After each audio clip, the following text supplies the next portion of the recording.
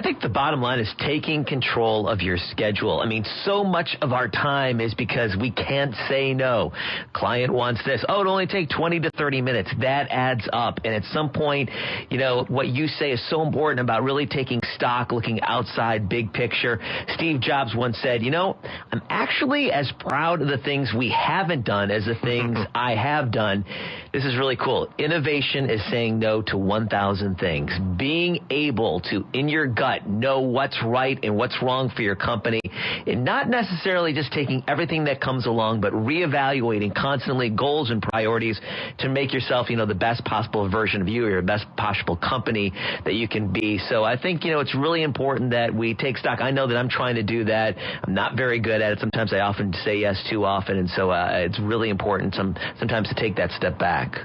But I think if you were to ask 98% of Americans, they would say we need a minimum wage of some sort. Now, I think Rand Paul's come out against a minimum wage, Michelle Bachmann, but for the most part, people are generally happy that there is some sort of federal mandate in this area, and it's $7.25. Now, that means in some ways, if you are against a minimum wage hike, but still believe it should happen, you're closer to the president than you are to Rand Paul and Michelle Bachmann.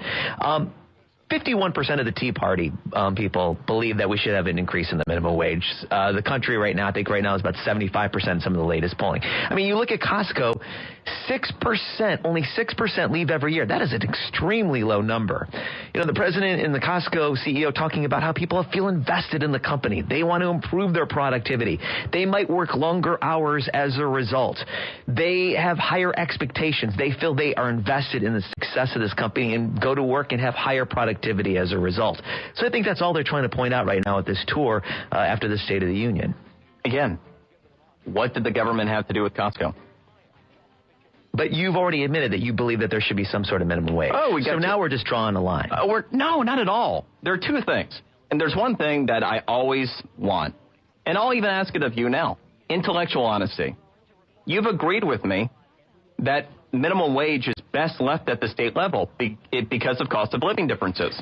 Well, I think maybe we could build in some cost of living increases and maybe have some fluctuation on a state-by-state case, but I definitely think that there should be some increase. And I got that from my mom, by the way. This is the reason why Archie Manning never won a Super Bowl, right?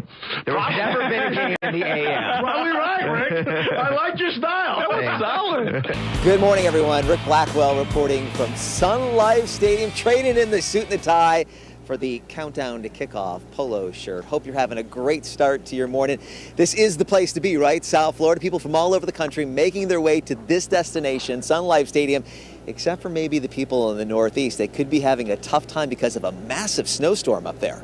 You know, he's the one kid in our area that we've watched grow up, his years documented on CBS 12. All on television from a toddler to a teenager. First of all, 5 days till the vote on Tuesday. We've had 5 GOP primaries and caucuses so far. We've got 5 candidates debating tonight. There are so many things to save on. Let's take paint, for example. You can buy a quart for $1. A gallon of paint for $2? I mean, you go to some places, you're going to spend $16, $18, sometimes up to $28 depending on the brand. What I like about it, too, is you have paint in your garage, you want to get rid of it, you can donate it here, and then maybe pick up something else and get a great deal.